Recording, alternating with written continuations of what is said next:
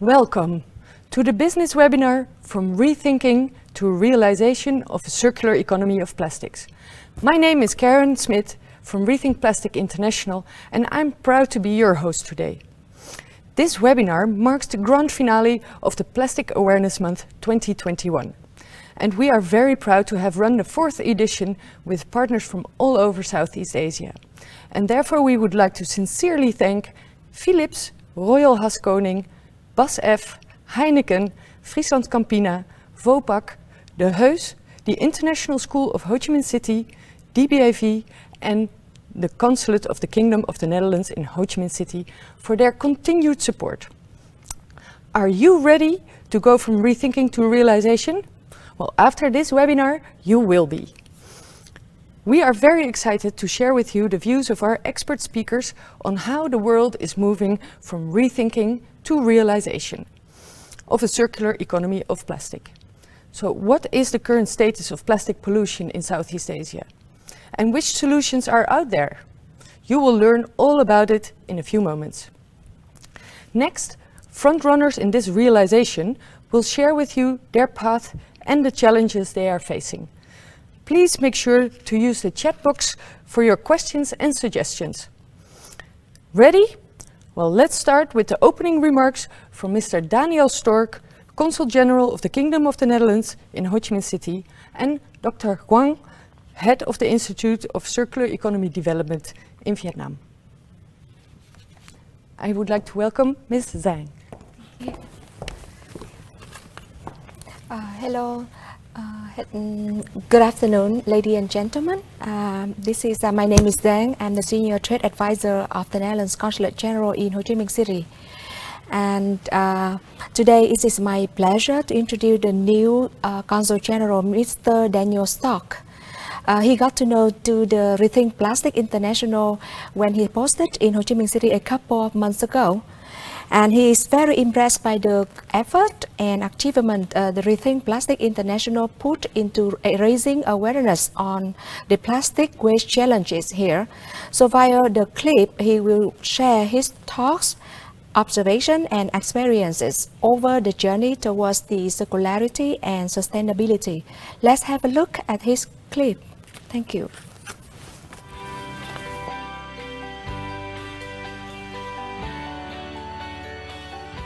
Hi, my name is Daniel Stork and I'm the new Consul General of the Netherlands in Ho Chi Minh City. Welcome all of you dear guests to this very interesting business seminar, which is organized by Rethink Plastic International.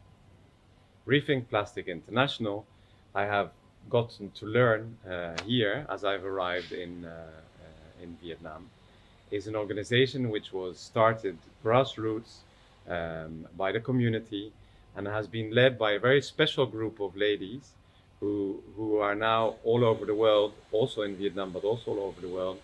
And these ladies have really given so much to this organization and have developed from thinking about plastic to now acting on plastic. What they have realized with the people who they are working together with is that plastic is not just something that we use and throw away. No, it is actually something really precious and a really precious commodity which we can recycle and which we can use as a primary supply. So all of you, I wish you very much a very special discussion. I just want to say one more personal note. I think when we think about plastic, we all know how careless we have been in the past by throwing away plastic and putting it out into nature. And now, over the 45 years that I've been alive, I've seen a change where we are dealing with plastic in a different way, from something which is just something that you use to something which, of course, pollutes, but can also be reused. Gone are the days where you don't feel guilty about using plastic. Now I do feel guilty, and of course you feel better when it's made from something else, but that's also not maybe always the solution. We should think about how this very special material, which is plastic, can be reused. We do it in our office, with the colleagues, we avoid using single plastic use, and if there's any possibilities for recycling the things we have, we definitely do that.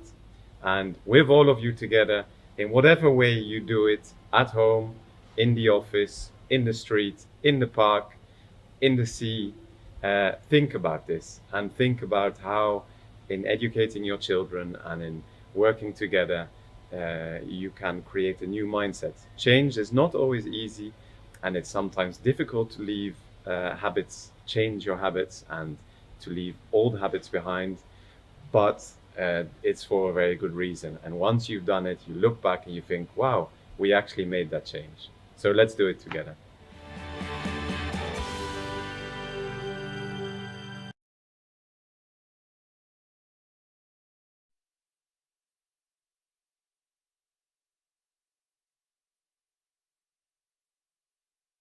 Hello everyone, good afternoon from Vietnam. It's my great honor to join the event today in the opening speak. Thank you very much, the organizer, for giving me this opportunity, especially to Dr. Nika and Karen. I'm going to share with you some talk about circular economy here in Vietnam and what we are doing. Circular economy has been promised a solution to cope with the couple environments and economic issues towards sustainability. But not only that, circular economy can address other issues like climate change, job creation, social inclusiveness.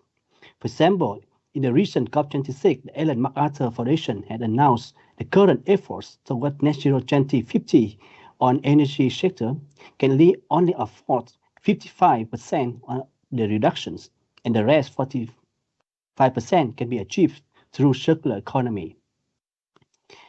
Vietnam has put circular economy in political agenda.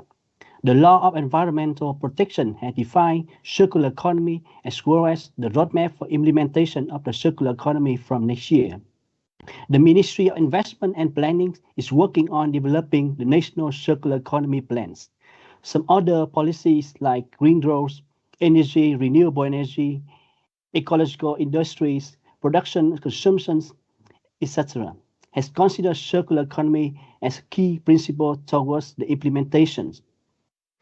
Especially in the COP26 again, the Vietnamese Prime Minister had presented the commitment on the net zero 20 by 2050. We believe circular economy can be a part of a solution to support this commitment. The Institute for Circular Economy Development is a newly established under Vietnam National University. The university is eco-ministry university and the mandate to support the socio-economic development plan of Vietnam, apart from teaching in higher education and research.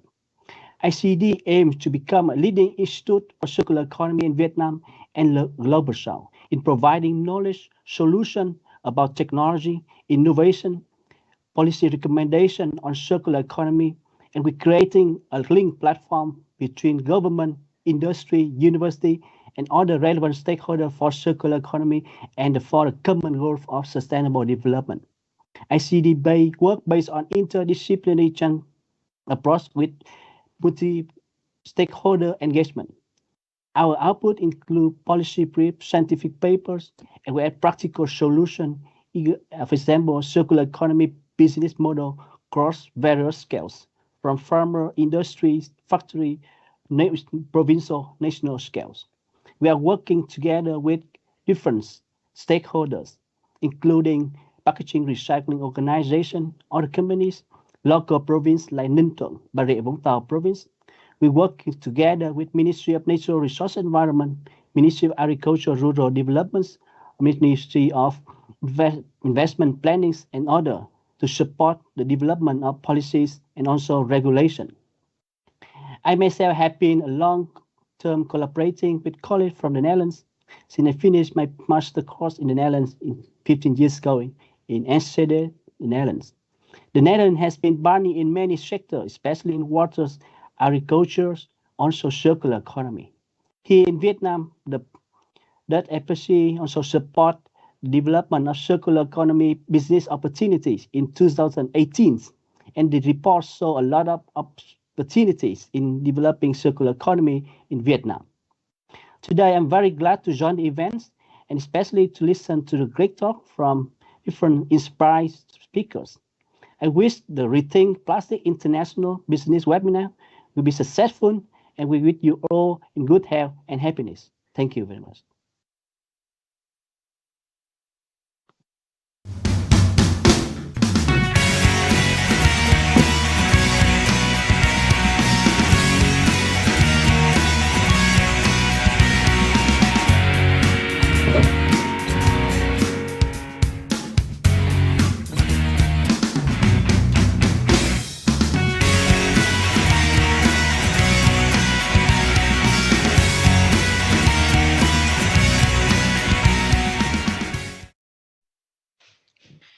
Thank you, Dr. Kwan and Mr. Stork, for your warm welcome. I'm Nika Salvetti from Rethink Plastic International, and I'm happy to see you from Dubai. Change starts with rethinking the status quo.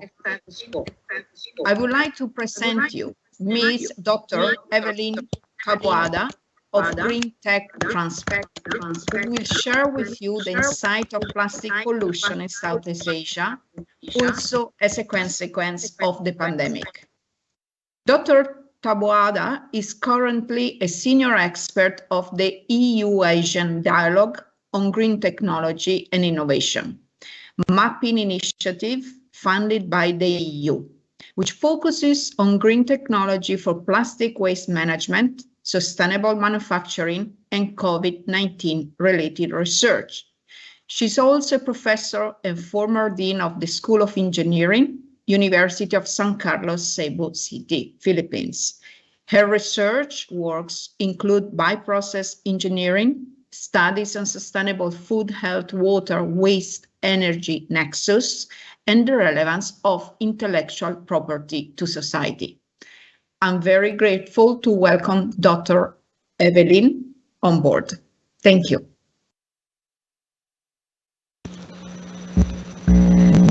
Thank you very much, Nika, for that warm introduction.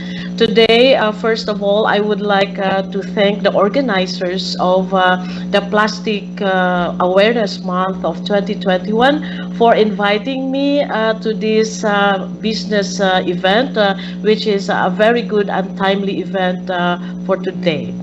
So, thank you, Karen, for presenting my slides. So let me have the next slide, please, for a while. Okay. So my talk today is on the current status and expectations of plastic waste in Southeast Asia. I cannot move my slide. Okay. So this project that we are involved in fosters green growth through the EU-ASEAN scientific cooperation and technology transfer. As you all know, EU and the ASEAN region share the same sentiments, challenges, problems, and so on. So they decided to come together to partner for research cooperation and technology transfer to improve innovation and technologies for sustainable growth. Now, as mentioned, this project has three important pilots work together with EU and ASEAN. We have the first pilot hosted by the Philippines on plastic waste management, the second pilot on sustainable manufacturing hosted by Vietnam, and the third pilot is on COVID-19 related projects also involving many ASEAN member states. So in this particular presentation, I'm showing you here and in the whole plastic value chain in order to promote understanding and also appreciation of what is this all about and what are the problems involved here. So here in this chain we have three sectors. First, the raw material production, the manufacture and use, and the disposal and end of life treatment. Now, in In this global plastic value chain, it is shown that it is a very big industry with an estimated annual revenue of almost 2 trillion euros. Therefore, this is a very important industry also in the world. However, the end of life treatment of such plastics become a very important challenge because of three important reasons here. The first one is plastic littering. The second one is the large losses of macro and microplastics in the marine environment that is due to fishing nets and some plastic waste ending up in the open environment. And the most important one is the mismanagement of solid waste, which include plastic waste. Now, this ends up in this top 10 in 2010, where the countries, the top 10 countries polluting the oceans the most. Although this is about 11 years ago, this does not change nowadays. And the important point I'd like to show in this slide is that 5 ASEAN member states are in the top 10 of these polluting countries in the oceans. We have Indonesia, Philippines, Vietnam, Thailand, and Malaysia. And corroborating and checking on these figures, we see here the plastic consumption of selected countries in Asia very recently, and the 5 member states of ASEAN are in this list also. We have Malaysia, Thailand, Vietnam, Indonesia, and I added Philippines because in terms of plastic consumption per capita, it is just next to Indonesia before India, and in terms of percentage of plastics in packaging application, it is after in India. So it is very evident that ASEAN countries actually use a lot of plastics for many applications.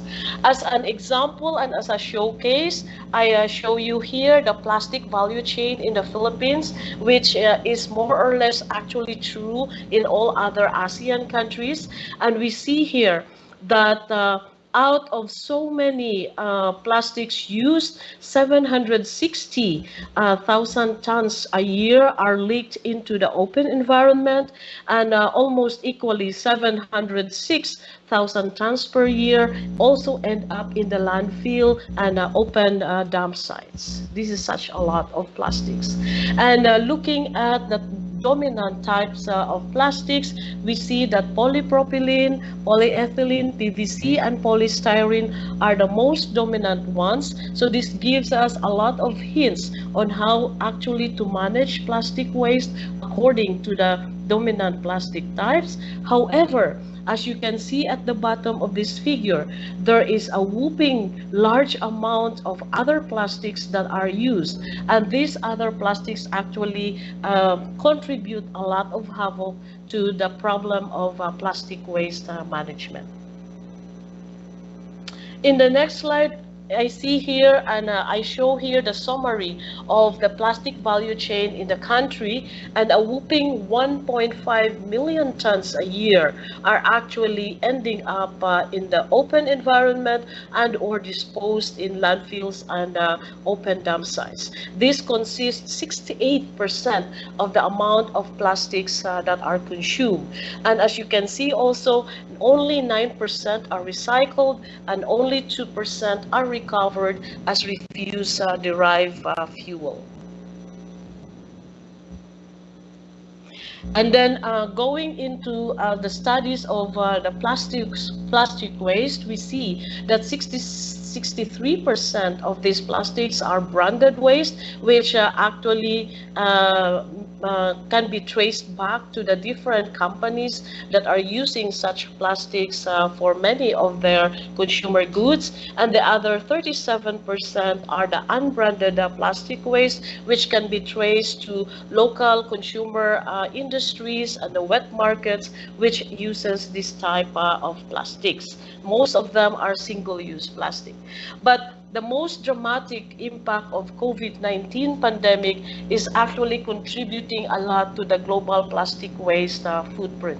Here I'll show you in the left-hand side figure 9 types of biomedical waste which are plastic-based. And on the right-hand side, I show you the estimated quantity of face mask used every day for each region of the world, with a total of 3.4 billion per day. And Asia is actually contributing more than 50% of such amount.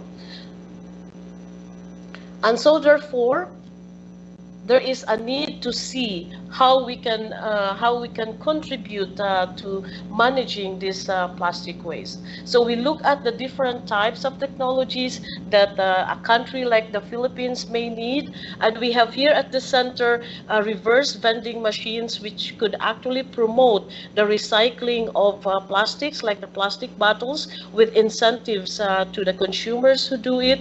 We could look at various types of effective and efficient recycling, collection, and segregation techniques. We could also look at biodegradable polymer technology, which could provide alternatives, especially for the biomedical products that would end up as waste, and also looking at alternative waste treatment technology, for example, the residual plastic waste, which can be converted to useful energy by plasma gasification technologies. All these technologies would actually require some business-to-business opportunities, and the overall recommendation for the Philippines, for example, which can be true to other ASEAN nations, is to bring down dramatically all this 1.5 million tons of waste per year to zero, and also use this to convert to useful energy. So we have the ABCG network, the Academic Business Communities and Government Network. This is a very important network to do business-to-business opportunities, which could actually champion circular economy as a way of increasing efficiency in organizations. And in this case, we champion the approaches of plastic neutrality and extended producer responsibility on top of using appropriate technologies which could contribute to efficient and effective plastic waste management. Here I show you an example of a company, Nestle, implementing plastic neutrality by recycling and engaging in partnership with other industries, and most especially the informal sector, the communities out there which needs this important contribution for their livelihood as well. And another example is Republic Cement, which partners with Nestle, actually using pyrolysis gasification technologies in order to convert plastic waste into useful energy. So in a nutshell, the EU-ASEAN Green Tech Initiative endeavors to bring together all the actors, government, academe, industry, and communities in an effort to come up with a meaningful dialogue and involve all these relevant stakeholders to initiate and support projects for sustainable plastic waste management. So we encourage the business sector and all other stakeholders to get involved in this business of managing plastic waste. So with that, I conclude my presentation, and if I would be happy to answer questions or comments, and you can also email me, reach out to me if you have further questions or suggestions. Thank you very much. Good afternoon.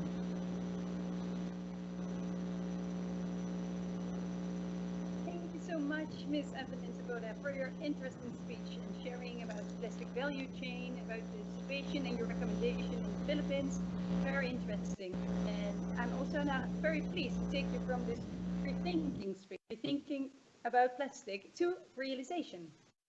Yes, although plastic pollution is still a severe issue, many organizations, academia, institutions, companies, governments, all already have taken important steps. And steps towards and the COP26 lately in Glasgow made it even more relevant than ever. And our next speaker knows all about this. I'm very pleased to present to you Mr. Harald Friedel. He co-organized the COP, Circular Economy Accelerator for the World Economic Forum for the government of Austria, amongst others. So, Harald Friedel, the floor is yours.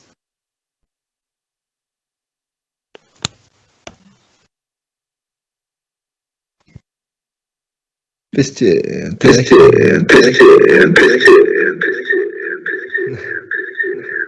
lot of echo here for me.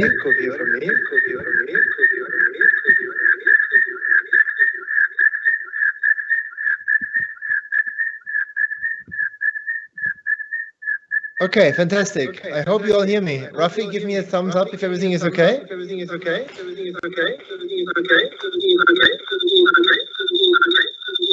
Wonderful. I have a lot of echo here,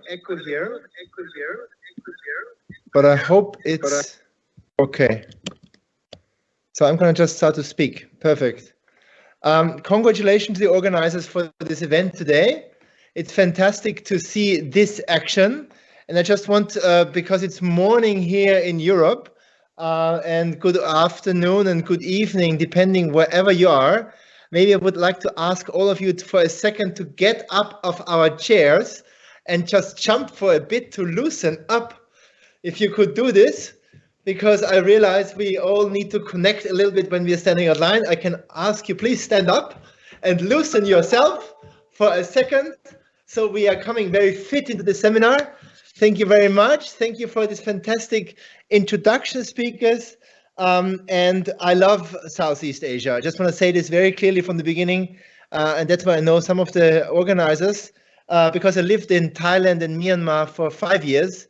So I'm fully aware of the importance, the incredible dynamic and the beauty of this part of the world. And so it's very, very nice and interesting to speak to you today. And I want to just, at the beginning of our conversation, say one thing. Everything that matters is this: action, action, action. I just came, as Rafi said, from the global climate change negotiation in Glasgow. And there is a lot of discussion if this was a good meeting and what it maybe means also for what we are discussing today. So it's important that this meeting today is happening, that action is coming from a grassroots organization, that the fantastic policymakers supported, that their business sponsoring it. So thank you, all of you, for contributing to this. And the tension was very feelable in Glasgow, because you could, on the one hand, see the young generation and many people from civil society that said, we are not satisfied with what is happening. We don't think enough is happening. And maybe what hurt me the most when I was out there also with the protests, because I tried to balance being part of the negotiation and discussion with also listening to the people, that people said, we don't believe you anymore. People of civil society, we all know about Greta Thunberg, that called it a greenwash festival. And inside the negotiation, on the left side of this slide, you see the president of the climate change negotiation, the UK, the British minister, Alok Sharma, who at the end of everything, when everything came together on the Saturday afternoon, started to cry. And now we can always discuss was it a real cry or not, but I felt, and I hear it from behind the scenes, that the Brits always have tried to achieve more. But in the end of the day, there were some big countries, as we know, like China and India, that said we don't want to give a very strong signal about phasing out coal. And all of this culminated then so that the summit was seen not as a full success. And so there is a lot that plays into a success of such a meeting. And I think there's a lot of personal capital also being involved. And there's a lot of people who are since decades are trying to move the needle. But now we are really, as we all know, running out of time. And the countries know that. And still, on the top of everything, there is not enough, how should I say that, forward-looking policy making that is setting very clear policy guidelines. And I think that's very difficult to see. I'm globally involved in a couple of very interesting initiatives. I just want to say this for a second because it's relevant to the circular economy here.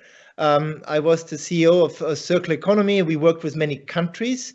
So we tried to establish the circularity metric for a country and said a country XYZ is 9% circular, 10% circular, because overall we know that the world is only 9% circular. So 90% of all the resources are not going into the right direction. They are being landfilled or being burned. At the same time, I was working now for the climate change negotiation. And what is quite interesting is that I'm trying to champion also a part of my time a week, bottom-up movements and foundation. And I'm a circular ambassador for an organization called Bye Bye Plastic that is working with musicians to try to phase out plastic in the music industry. So I really think that's a very important issue. As we all know, plastic is not a bad thing per se, but we really need to focus our joint effort now on making change happen. This was already mentioned in the morning. The facts is always good to have. Asia is just very important. Southeast Asia is just very important. That's the message here. And I think it's not about finger pointing. There's more waste produced somewhere or more plastic produced somewhere. It's about seeing the importance and therefore creating the partnerships for change that we need. A short reminder when we talk about the circular economy, because I think that's always important. There are many definitions out there. I think I want to bring it always back to the 7 key elements or 7 key pillars of a circular economy. That is a system that doesn't produce more waste, that is trying to eliminate the waste and use what is there at its highest value. So keep things in the system at its highest value. That's very important. And at the same time, we're also trying to reduce by smart, for example, designing of products, the use of virgin resources itself. So it's a system that inspires true change. And it has inspired me to look at everything as a system because the challenges are really huge. We have seen that from the climate scientists, for example, and we can see this from the social scientists, that the disparity in our society, that the problems on our planet with nature are huge. And we know we can respond to them. We know that's what the science also says. We can solve the crisis, the social, economic, and environmental crisis, with deep-rooted fundamental changes. When you hear and see this, it again is a challenge for ourselves to believe we can. But if we look at things, at everything, our cities, our businesses, our organizations, our countries, as being part of a system, every part of the system is connected to everything else. And therefore, we need to think about systemic change and experiencing us as part of a system where 1 + 1 can equal 10 and 13 in the equation of the positive impact we can achieve as a company or as an individual. So don't forget, the circular economy is one way to achieve systems change. And that's important. And when we talk about systems change, what we again saw in Glasgow, it's inspiring because the whole automotive industry is changing. Only a couple of years ago, I believe 5 years ago, we have heard from the automotive industry that they will produce the last car that is run with fuel in 2070, 2070. And now, because there was a lot of innovation happening, electronic vehicles, cities have said, we don't want to exhaust CO2 anymore in our cities. We want to be CO2-free zones. We want to give back quality to our citizens. And now, as a reaction, we see car producers saying the last car run on fossil fuel will be produced in only 8 years from now, in 2030.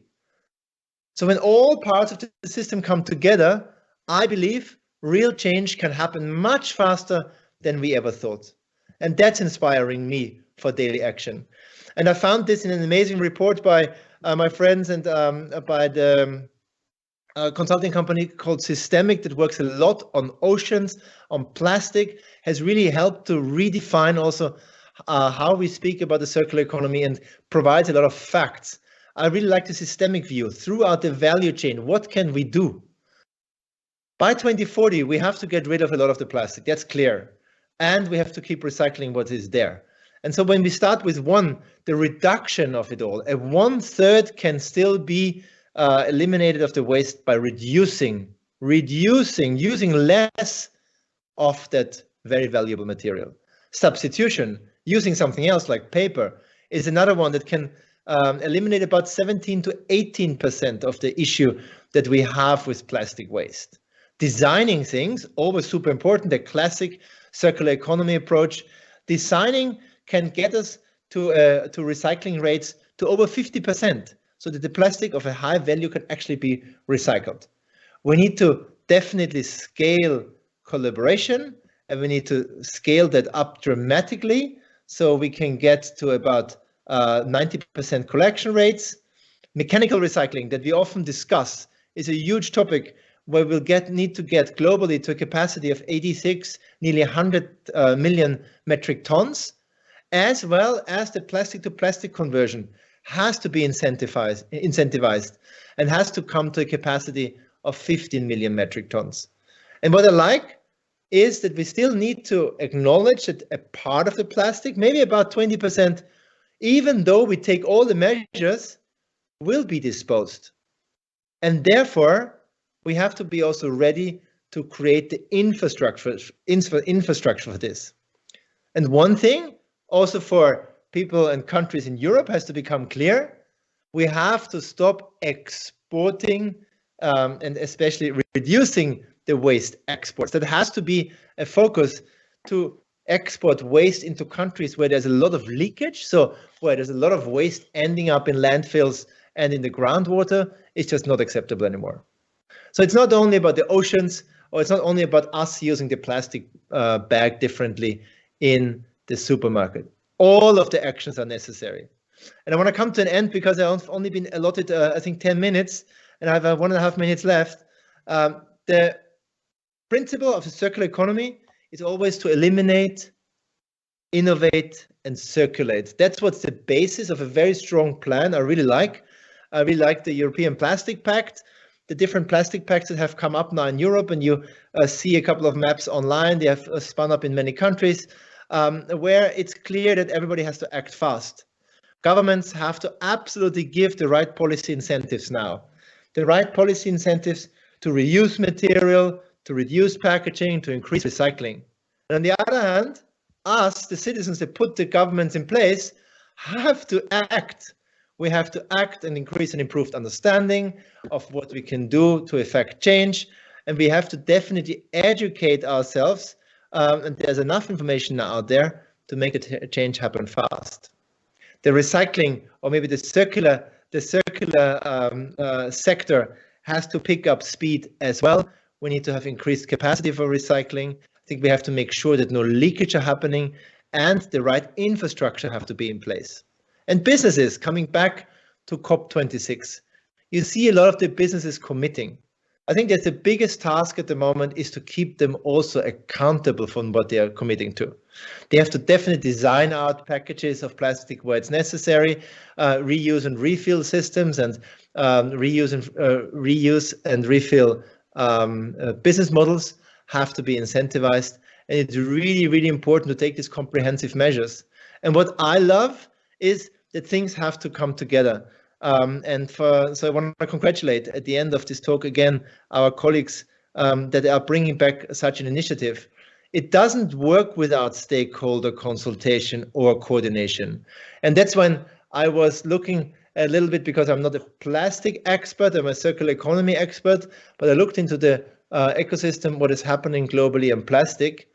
When I read that India is becoming the first Asian country, and I hope that's true, as it's reported by Business Line, India, the first country to launch a plastic pact, that's a huge step forward. And this only happened in September. That ASEAN is coming with regional action plans, and that there was fantastic research being done from UNEP and IUCN on really identifying the hotspots. For example, here in Vietnam, how you can definitely reduce plastic consumption and plastic leakage and waste very fast are, for me, very encouraging signs that the region, together with its players, especially also with the businesses that are enabling today's seminar, moving into the right direction, that the right policy measures are being taken, and that citizens drive this with more ambition, but also behavioral change, I find tremendously positive and encouraging. So I hope that we get more of this collaboration, because I believe in anywhere where we change systems, a couple of things are really important. So when you are thinking of setting up such a plastic pact in all the Southeast Asian countries where it doesn't exist yet, I think it's really about creating a vision. With the vision, you bring in the different stakeholders and communities of change. We absolutely need to establish, and that's why I think Rethink Plastic is amazing, to have a collaboration platform that actually involves everyone in the design and development, and then also in the delivery of the action plans. And what is in this day and age more and more important is data. I think the more data, and these reports that have shown contains a lot based on this data to create a common narrative to where we want to go, and then really just focus on the action every single year and month, because our tasks are huge. We don't need to define anymore where we want to go. I think the systems change need is clear, the goal is clear, and what can actually help us a lot is the technical capacities we have now. And there's a fantastic tool called Plastic IQ out there, for example, that enables businesses to take strategic decisions on the plastic waste and plastic consumption much faster. So with better data, with better tools that often are also provided for quite a reduced price, and or in communities even for free, because it becomes a common good as we want to change the system, I'm very hopeful that together we can deliver on these huge tasks forward if everybody takes one step tomorrow, which is action, action, action. Thank you very much. Thank you so much, Dr. Evelyn and Harold. I'm very personally pleased by your intervention, and Dr. Evelyn from giving much more light on actually the global plastic cycle, but also Harold to really bring us hope in a way, to give us some clearance on what and how is possible to be achieved, and the fact that, as you said, change is happening and faster than we think or we plan for, at a much with very, I would say, positive orientation and direction. Now, I would like to get your attention and just try to, going down, analyzing from a systemic change point of view, macroeconomic analysis, to individual perspective. So if I would raise a question to both of you, very general, simple, what would be your recommendation from an individual perspective, as let's put like this, responsible citizen? Where shall we start to contribute with action to actually change our behavior to address plastic waste challenge? Maybe me first. Yes, okay. Okay, thank you, Nika, for that very actually encouraging question and challenging question as well. But as an individual, we really have to do our part in contributing to the reduction of plastic. So in other words, as individuals, there is a lot of awareness and education we need to do, and also to learn more about circularity. And the simplest thing is just to reduce the use of plastics whenever and wherever possible, and then to recycle the plastics that we are having or that we use every day, and then as much as possible also just recycle it and reuse it until such time that there is nothing anymore that can be done with it, and then it has really to end up into residual waste. And then right now we have this collaboration in which this residual waste have to be collected together, so that it would be sort of like the new coal meaning a new material for converting into useful energy, as I have shown in the Republic Cement or in the cement factory. So here in the Philippines, we do that on a community level, involving communities, especially the informal sector, is very important, because this would actually also inform and educate the informal sector, which is the most challenging sector we have, and then at the same time incentivizing them when plastics are recycled or reduced and reused as many times as possible. So it always starts with the individual indeed. And thank you for the question, Nika. Thank you. Thank you for your answer. Harold, any other inspirational notes and reflection?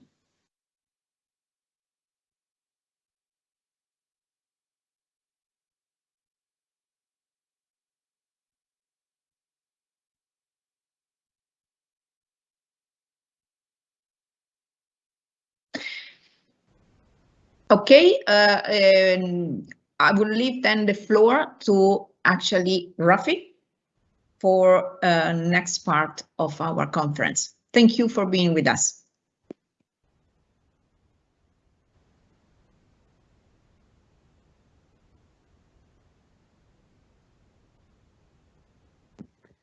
Thank you to all the previous speakers for their interesting insights. It's amazing to see what's already done to battle plastic pollution and to work towards a realization of a circular economy of plastics. And we can say the same thing about our next speakers, who have all made a positive difference in their own way. I'm Maaike Evers, and I'd like to take you to the second part of our webinar. How can you realize a circular economy of plastics, and what are the challenges you will face? Our speakers will discuss 4 challenges that they are working on. If you have any questions for our speakers, please put them in the chat box, and we will address them at the end of the speeches during the Q&A session. The first challenge is working together to close the loop, and will be discussed by Mr. Steven Pauwman and Ms. Irina Novikova from the Ocean Cleanup, together with Mr. Martijn Slepers from Royal Haskoning DHV Indonesia. Let's start with Mr. Steven Pauwman from the Ocean Cleanup.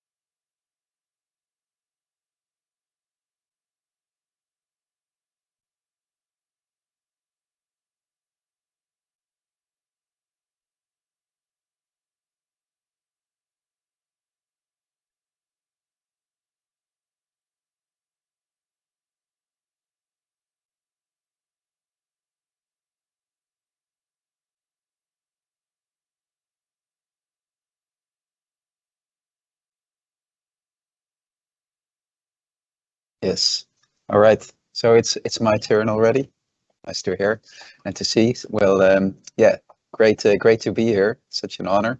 My name is Martijn Slepers. I'm project manager at PT Haskoning Indonesia, which is part of Royal Haskoning DHV, an international consultancy firm. And yeah, we are internationally.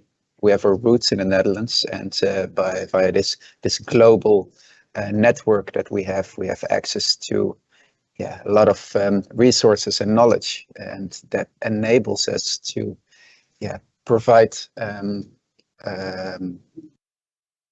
services of a high level from wherever in the world we are.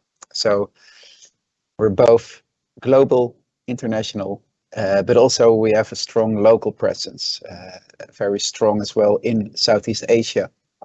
As I said, I'm based in Indonesia, but we also have offices in Vietnam, Thailand, Singapore, and other countries around. So via this, as I said, we provide services locally, and via that way we also teamed up with the ocean cleanup the past couple of years to actually deploy the first river cleanup system here in Indonesia. And I'm also very proud that our company's purpose, enhancing society together, is now also for the next 5 years embedded sustainable resources and use of resources, and also circularity, and via that also a minimization of single-use plastic. And actually this month we attended or participated in the Plastic Awareness Month here in Indonesia, and I think we made a big achievement by completely eliminating all the single-use plastics the past couple of weeks, which is a big achievement compared to the original status here. So next slide, please. Goes back to also the challenges that Irina just mentioned. The support we offer in the local countries where we are based, for example, here in Indonesia. So this includes project management, feasibility studies, and stakeholder engagement. And this results in deliverables such as feasibility studies, market studies, international benchmarking, and project financial feasibility studies, but also proposing recommendations based on experts' opinions here. So as I said, we have access to a wide global network of knowledge and skills, but also a strong local presence. And I think this is a very important thing to take into account, to be able to use these new innovative technologies, which is developed by a company like the Ocean Cleanup, and to be able to do this, to make it work in a country like Indonesia. And that is, stakeholder engagement and involvement of all parties locally. So that's the next slide, please. Also, that's what we do here. Also, prior to our project, we really engage with the stakeholders, both private and public. And this, these are potential stakeholders, even though there's not a project yet. But it's with the increasing complexity of these projects, it's very important to overcome challenges prior to the project already, together, by working together with these different parties.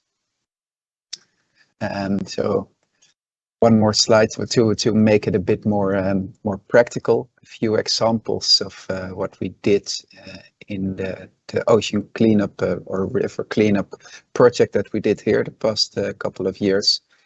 On the next slide, please, is during 2 different stages. So the project development, we really teamed up with the local stakeholders, and we mapped all the stakeholders that are relevant. We prepared a feasibility study and also a project management plan. And then during the deployment, or after deployment, during the operation of the system, we also prepared that, and also made a proposal for the local operators and owners. And during operation, we prepare a weekly report and minutes of meetings of the materials.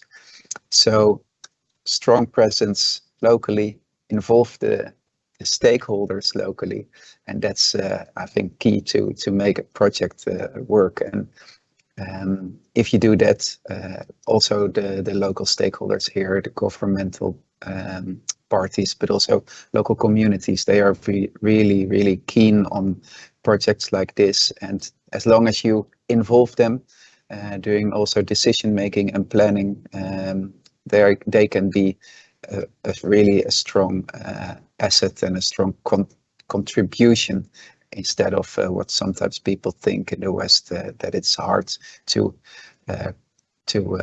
get them on board. So that's what I wanted to tell you here, and this is my conclusion. Thank you. Well, thank you, Martijn, for sharing your input on the challenges of implementing circularity and the need for stakeholders to work together to achieve this. And also, yeah, the reasons why we need to close the loop. Yeah, thank you so much. So the next challenge is focusing on the circularity in packaging, highlighted by Ms. Lin, Head of Sustainability of Heineken Vietnam.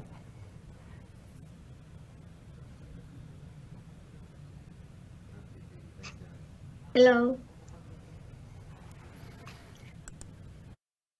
Hello, everyone. It's Linh from Heineken Vietnam. I'm very happy to share with you today about the circularity in packaging with a case study in our company, Heineken Vietnam.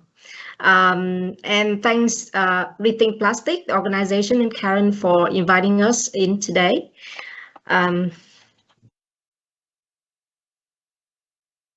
Yeah, just a second until I have the control for this.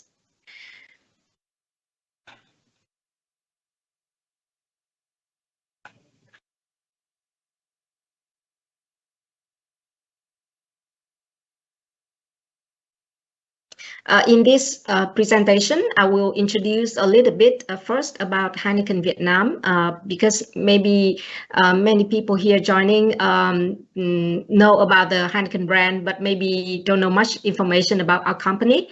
And then I will then introduce about our sustainability commitment in the next few years. And then I will deep dive in circularity in Heineken Vietnam, and especially in our packaging. Yeah. Okay. So Heineken Vietnam has 6 breweries across Vietnam, as you can see here. And besides Heineken brand, we also have other beers. As you see here, we have Tiger, we have Le Roux, we have Strongbow, Beer Viet, and Bivina. We contribute to almost 1% to GDP of Vietnam, and 1% here, you can imagine the number, the large scale of the number is that if there were about 100 companies like Heineken Vietnam, we cover the whole GDP of Vietnam. So that's the amount of GDP that we contribute to Vietnam. We have our ambition towards 2025, and these are our sustainability commitment and ambition. First, we commit to be 100% water balance. Water balance here can be new to some people. I will explain a little bit more. That means we commit to return the same amount of water that we use in our production. So however much water that we use for our production, we will return the same amount of water to the environment or to the planet. For example, some of the ways we can balance the water is we sponsor the water stations to the communities where they have water scarcity, they don't have water to use. The second ambition is 100% renewable energy used in our company, and the third ambition is zero waste to landfill. We have our Brew a Better World agenda, which is across the whole Heineken Vietnam globally, and it is called Raise the Bar 2030. And these are our commitments towards 2030. And here you can see that we have certain commitments very, very focused on circularity. We want to maximize our circularity. We commit to be zero waste to landfill for all our production facilities worldwide by 2025. And we also want to close all the material loops. Oops, sorry, 1 second. We want to close all the material loops and turning waste into value. Okay. This is the model, the Ellen MacArthur model for circularity, which is called Resolve. If many of you study the Ellen MacArthur courses on circularity, you may come across and you know about Resolve. And this is the circularity we apply from production to consumers. I will not go into details all here because of the time limit, but I will go specifically in the packaging, so that you understand more what we do here. So in packaging, first is our glass bottles. If you drink beer, you know already that we use glass. And but many of you may not know that all the glasses that we use in Heineken Vietnam are reused, and even reused up to 30 times. The bottle used will be collected back to the brewery, and here we wash and we pasteurize it, and then return and reuse it 30 times. At the end of the life cycle of the glass, then the glass bottles will be broken into pieces and will be sent to glass recycling companies. So all the life cycle of the glass are circular. And also the plastic crates, which are to hold the glass bottles, are also designed to be reused for 5 to 10 years. Some of the crates can last even longer than 10 years. So from the design stage, it's already designed to be reused. And also at the end of the life cycle of the crates are also can be recycled. So it's, these crates are reused and then recycled. How about the aluminum can? The aluminum can, if you drink beer, you know that for example, you drink beer at home with the aluminum can from Heineken, and you can send it to the waste. And here there are collectors will collect the aluminum cans here and send to the recycling company. So actually 100% of the aluminum cans from us are recycled due to this standard. Some more information for you that actually the aluminum can itself has 40% of the recycled material already, and then the whole aluminum can are recyclable. And we even do some extra steps. Is that the size of the can and also the thickness of the can from aluminum, we decrease the materials used, we decrease the size by 5.9%, and we decrease the thickness of the can by 4%. So thanks to this, we are saving 3,600 tons aluminum can a year, plus 2,200 tons of aluminum cans a year. And this is a huge amount of saving aluminum. And if you know, the production of aluminum consumes a lot of energy. So this also is very, very huge impact, positive impact to the environment. That's about the aluminum can. And one more thing is about the cartons, the paper cartons that hold the aluminum cans, the carton box that hold the aluminum cans. All the cartons here are made from 100% from recycled paper. And the paper itself is 100% recyclable as well. So you can see that this is really towards our zero waste to landfill. Now, one more step that at Heineken we do, which is very unique, is the paper here is designed in T-flute shape, which really decrease the thickness of the carton. And thanks to this, we save 273 tons of paper per year. thanks to this design. So you can see that in circularity, the design stage is very important, and we care from the design stage of the product until the end of the life cycle.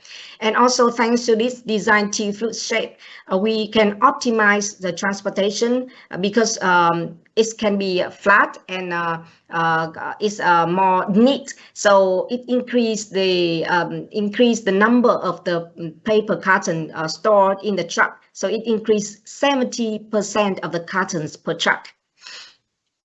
So yes, I just shared with you the information about our packaging, from glass to our crates to our aluminum can and our cartons.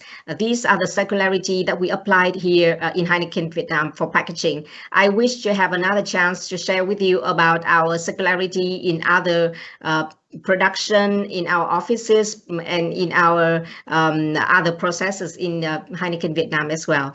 Thank you for listening. Thank you so much, Ms. Lin, for sharing Heineken's efforts to achieve circularity in packaging. And even though it's not all about plastic, most of these examples can be applied to plastic packaging as well. So it sounds great what you achieved here in Vietnam. Which takes us to the third challenge. It's the regulations for circular impact. Please welcome Dr. Magnus Bengston from Hot and Cool Institute. Thank you so much, and thank you to the organizers for inviting me. And good afternoon to all of you listening to the seminar. I have the pleasure to address you from my home in Tokyo, where I'm based.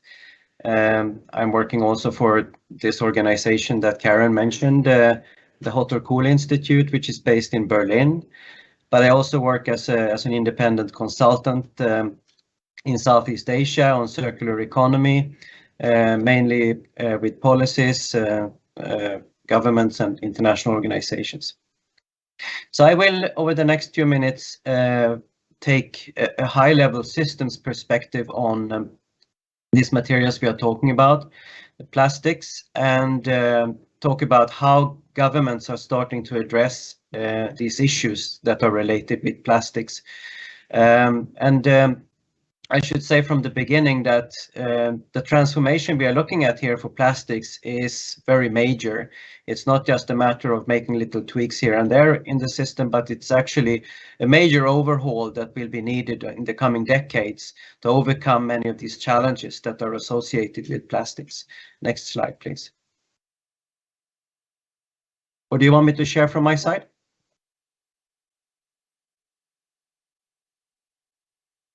Okay, we can do like this. Thank you so much. So plastics to begin with, although many people associate plastics with marine debris and impacts on marine life, if we look at the entire life cycle of plastics, we will soon realize that they are related to, or they are causing a range of environmental impacts across the life cycle, from the resource extraction, which is causing oil spills and greenhouse gas emissions, through the production and use phase, down to the waste and the leakage to the environment, and also the recycling operations, which also need energy and tend to be polluting. So we need to address this entire range of issues. It's not just a matter of zooming in on one of these problems and trying to solve it, but we need to take a broader approach to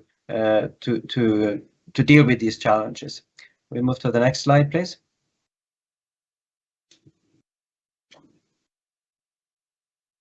Okay, so conventionally, when people have started to address plastic, it has been mainly perceived as a waste challenge. So people have been asking themselves, or governments have been saying, oh, how can we collect all this plastic that's being generated, and how do we treat it in a safe manner? And how can we increase the plastics recycling? Of course, it's possible to make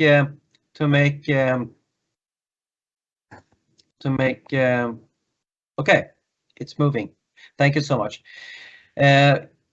with this focus on the waste stage, the downstream, it's a very narrow focus. Of course, we can make progress. We can address some of these challenges, but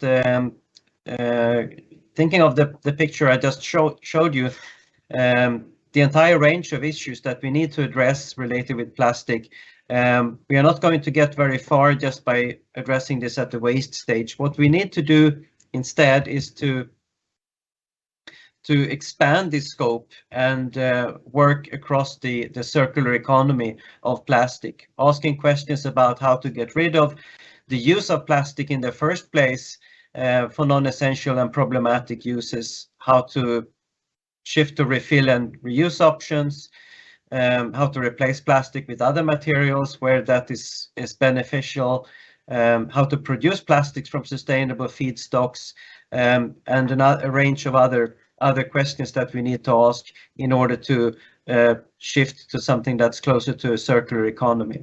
The waste management focus is important, but it's not. It's only a small part of a circular economy approach. So if we try to characterize the current system of plastics, it's mainly based on petroleum products. It's causing widespread pollution. We have climate impacts from several life cycle stages. It's use of hazardous substances as additives, something that's currently not very much recognized in the Asian region. But many of these additives that are commonly used in plastic have hazardous properties. Also, many short-lived products, huge volumes of waste, and of course, limited recycling happening. And the recycling that does happen tends to be mainly downcycling for lower quality, and which can only give one more cycle to these materials, and then they will be lost forever for us, either go to the environment or end up in a landfill or be burned.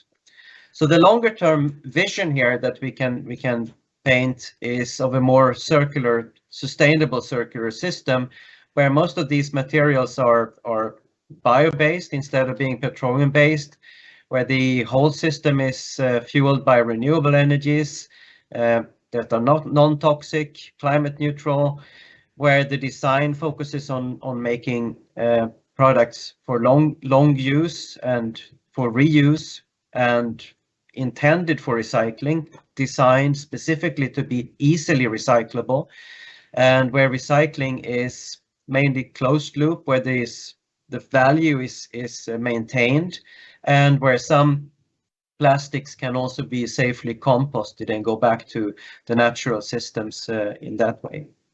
And of course, although we have this understanding of the current system and the associated challenges, and we have the future vision, it's not entirely clear how we navigate this process, this transition from what we have currently to this future more sustainable and better system. This is a challenging transformation, and we don't have really a good map or a blueprint on how to do this. It needs a lot of experimenting. It's a very complex process to manage, not only technological complexity, but also social complexity of aligning interests.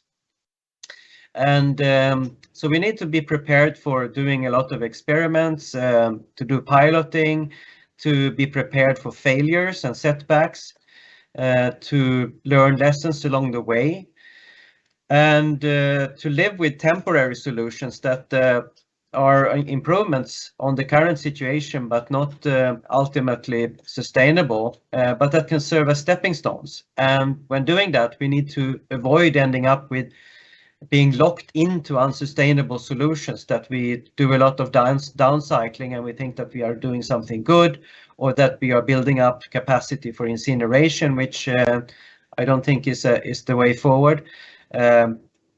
So that is about the kind of the nature of this transformation that needs to take place.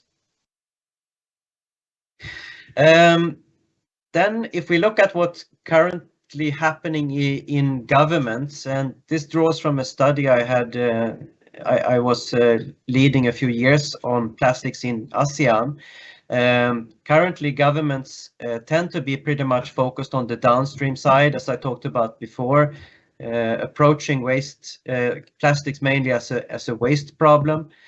There are currently few policies in place to stimulate eco-design and alternative business models such as reuse systems. There is quite a lot of confusion regarding bio-based and biodegradable plastics and where these materials can be beneficially used. There are few efforts to really improve the quality of recycling. Recycling tends to be seen as something beneficial, regardless of what these materials are actually used for. And not many initiatives to stimulate the demand for recycled plastics. It's often just simply assumed that as long as you recycle, there will always be a market for them. But if you really want to have a circulation, you may need to step in and work more actively to stimulate the demand for high quality recycled materials and make sure that they are also cost competitive compared to virgin plastics. And also, as I mentioned before briefly, still there is a quite limited recognition of the use of hazardous substances in plastics and the need to phase out and replace those substances with harmless, non-toxic alternatives. And there is also quite a lot of inconsistency in government's policies. They are pulling in different directions, causing difficulties for private sector players. On the one hand, challenges are recognized, but on the other hand, the plastics industry is growing and many countries see this as a good thing. It's creating jobs and economic growth, but we cannot have it both ways. We cannot both scale down the consumption of plastics and at the same time be happy that production is going up. So we need to have a consistent vision for the nations on where they want to go. And but this is the situation as it looked like a couple of years back, I can say, and the situation is changing quite rapidly. Governments are getting more active in designing more comprehensive policy frameworks to more forcefully drive this transition to more sustainable, more circular use of plastics. For example, formulate maps together with stakeholders with clear commitments and targets, preparing for bans of problematic products, for example, like Thailand is doing, introducing fees for things like single-use bags. Many countries are busy, including Vietnam, introducing extended producer responsibilities. There's also quite a lot of initiatives to support knowledge generation related to bio-based and biodegradable plastics, producing both research to get more knowledge on how to produce these materials, but also more knowledge on how to effectively use them. Support for reuse systems and refillable packaging business models, design guidelines, and I think we can soon see mandatory rules when it comes to the use of recycled materials for certain packaging, like we see also in some other regions in Europe, for example. They often set this regulations that packages need to contain, for example, 30% recycled polymer. If you don't meet that, you have to pay a penalty. And of course, as the basis for all of this, also upgrading the waste collection and management infrastructure. It's an essential element that should not be forgotten. Circular economy is not a replacement for good waste management. It's a kind of a complementary or an expanded approach, as I talked about before. So with that, I end my presentation here today. Apologies if I took a couple of minutes too much time. Thank you for listening. Thank you, Dr. Magnus, for your insights in the challenges in regulation to achieve the proper circular impact. The fourth challenge is focusing on ourselves, how to shift our mindset. Unfortunately, Mr. Phung Pham was not able to join us here today. He's a psychologist at the International Center for Cognitive Development in Ho Chi Minh City, but he has sent us a video, which you will see now. Hello everyone, my name is Phuong Pham. I'm a counselor and corporate consultant for International Center for Cognitive Development. Today, I will be sharing some ideas that will hopefully be helpful to you in developing an eco-friendly and sustainable mindset in your organization. For most, making a change is not easy. When thinking about implementing a change, there's a tendency to not fully think about the resources needed to do it, whether it's time, effort, or mental energy. When you try something that seems simple and you don't succeed because you didn't plan well, you end up feeling more discouraged. You have to do something different to change a pattern of behavior. There are no exceptions to this rule. However, something I frequently witness when organizations are trying to improve their culture is an assumption that understanding is all that is necessary to create change. If you ever read a self-help book or article, understood the message, and yet skip over the exercises, you know exactly what I mean. You don't see improvement just from understanding. You have to apply the knowledge and take actions to see change. In developing an eco-friendly mindset, the innovators and early adopters will need very little encouragement to engage in positive behaviors. However, the rest of the organization will require encouragement and other techniques to integrate the new mindset. Therefore, it is important to diagnose your organization's culture before implementing change. Be aware of what barriers your organization currently have, how aware are your staff about the environmental impact of plastic, and what is already in place to promote awareness and sustainable habits. A really effective approach to encouraging positive behaviors in the workplace is good environment design. Set up your workplace in a way that makes desirable behaviors easy and convenient, while making undesirable behaviors more inconvenient and harder to access. For example, if all your employees have a general purpose bin under their desk, then most likely use that for all of their trash, as it is the most convenient option. By removing the general purpose bin and have a designated area with separate bins, you are creating a psychological nudge for sustainable habits.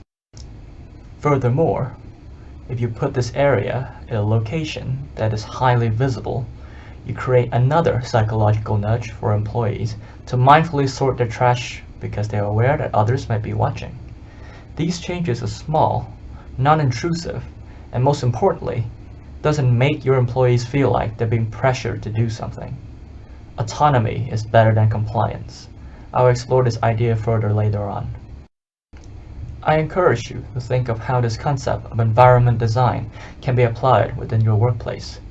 Good environment design is inconspicuous, so nothing is too small. For example, is there plastic cups readily available near water stations? Could you limit access to them to encourage employees to bring their own container? Does the coffee shop or cafe in or near your workplace use plastic? Is there a way to encourage and support them to not do so? Do the cleaners in your building know how to sort out trash for recycling? Remember, nothing is too small. In trying to inspire collective action, there has to be ways to connect individuals to the collective. If an organization is not successful at this, they might be able to create change in individuals, but they will not be able to integrate this change into the organization's culture. Have things that signals to your employees that their individual actions are part of a greater whole. For example, providing quality water bottles for your employees with the organization's logo will create a sense of connectedness between your employees and the organizations and the mindset. In company trips, is it possible to design activities around sustainability?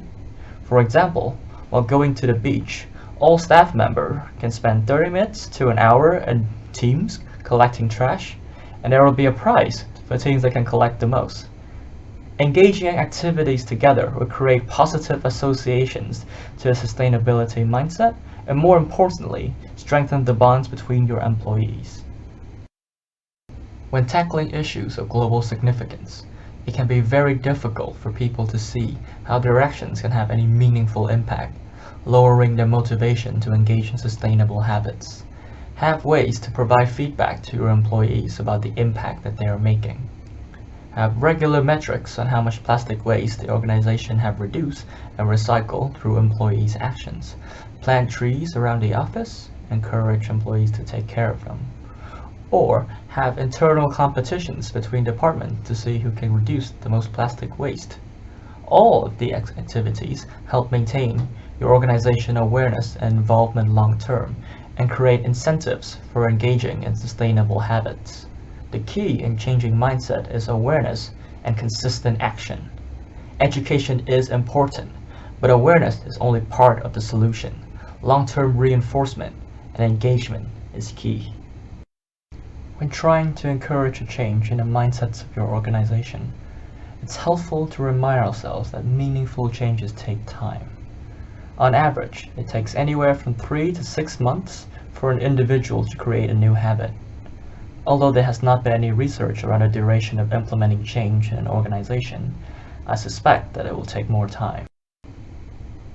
Similar to parenting, you can use pressure, authority, and coercion to modify behaviors. However, this will simply promote compliance and avoidance. No long-term, meaningful, positive change in beliefs and attitude can be achieved this way. In fact, it might create negative associations and rebellious tendencies in those which you are trying to change. Autonomy can only be achieved if you encourage those around you with patience and respect. There will always be people who fall behind or are slow to adopt a change, and those people will come around eventually if you are able to consistently keep the rest of your organization engaged. In building autonomy, you're helping to improve not just your workplace, but the lives of your employees outside of it. As we all have the capacity to affect our friends, family, and those around us. If you take the time to help your employees develop an eco-friendly mindset the right way, they'll be able to help others as well, creating a ripple effect that can travel much farther. This is how corporate social responsibility can have a massive impact in the world. Thank you for listening. I'm sorry that I'm not able to give you this talk in person, but I'm happy to answer any further questions via email. I wish you all good health and the best of luck in your endeavors. Thank you and goodbye. A big thank you to all speakers here. I'm Madeleine van Hasselt from Plastic International, and I'm thrilled to see all these promising examples of realization. Now we will dig a bit deeper with some questions. Maaike, do you have a question for the Ocean King? I do. I have a question of one of the attendants, and it's a rather simple but important question. Irina, could you please answer? We would like to know the reason why you decided to work together with Royal Haskoning to tackle the plastic pollution in the Southeast Asia region. Right. Thank you, Madeleine and Mike, for the question and for the audience as well. So the Ocean Cleanup has its office based in Rotterdam.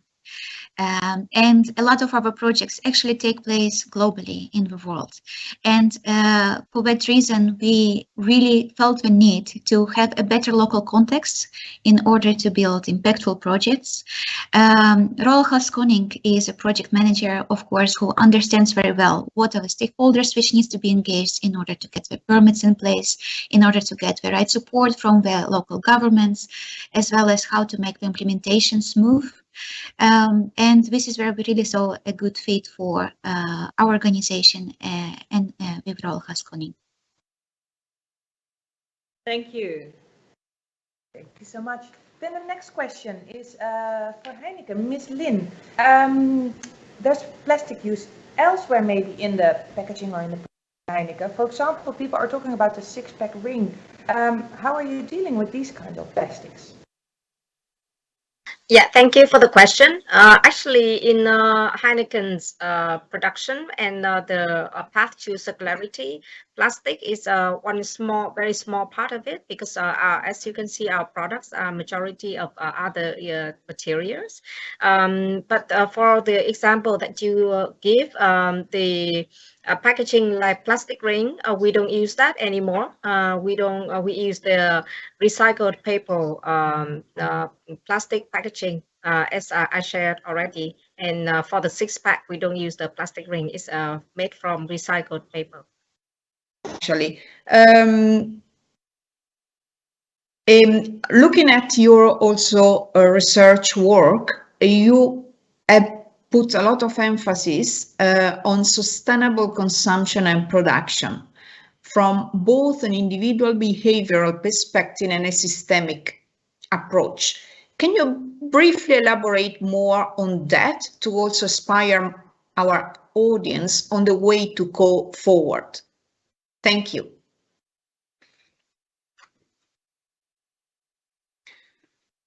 Okay, thank you. That's a really good question. I would say it's a false dichotomy. People often ask whether we need individual change or whether we need systems change, but the simple answer is that we need both. And they can also be mutually reinforcing if we have individuals that start making more responsible purchasing behaviors and change their behavior in other ways. That will, and not only doing that, but they are also talking about the changes they make. They try to influence people around them. They try to build a movement around the kind of activities they are doing. Then it will be much easier to make systemic changes. Politicians will see that this is something that consumers or citizens actually find acceptable. It's not something utopian. Companies will see that this is something where there is a growing market. So that's one way to start, but it can be difficult for individuals to really get started on this. If there is no better option available in the market, it can be difficult to take the first step. So we also need to have companies that are willing to champion new solutions and actually offer better options to the consumers. And we also need to have governments who take their job seriously, actually to protect the citizens and to protect the environment, and also put pressure on companies to shape up and to shift away from harmful packaging solutions, for example, which is very relevant when it comes to plastics. Yeah, thank you so much. At the end, yes, I do agree also by looking at both approach. Also from what Mr. Fong reiterated, is the issue is how we actually make use of our intrinsic and extrinsic motivational driver that would push us to actually adopt a different behavior, hopefully more responsibly. Thank you. Thank you, Magnus. Thank you so much. Okay, thanks all. Today, we took you from rethinking to realization. And as Rethink Plastic International, it is our vision that we need to rethink the status quo and take action for the realization of a circular economy of plastics. With our in-company campaign, we both share knowledge and inspire people to take action. With our RPI Design Factory, we bring bright students from local universities and businesses together to design out plastic waste. And with our yearly Plastic Awareness Month, we keep putting plastic pollution on the agenda. I hope we have inspired you this month to go from rethinking to realization. And I would like to conclude with a special thanks to Mr. Daniel Stork, Dr. Kwang, Mr. Evelyn Taboada, Mr. Harold Friedel, Mr. Steven Paalman, Ms. Irina Novikova, Mr. Martijn Slepers, Ms. Lin and Ms. Leti Njokni, Dr. Magnus Bengten, and Mr. Fung Pham for their wonderful contributions today. And we also would like to extend our gratitude to Philips, Royal Haskoning, Bas F, Heineken, Friesland Campina, Vopak, De Heus, the International School of Ho Chi Minh City, DBIV, and the Consulate of the Netherlands in Ho Chi Minh City for their continued support. And of course, you as the participant of our Plastic Awareness Month 2021. You are making the difference right here, right now. We are all ready for realization.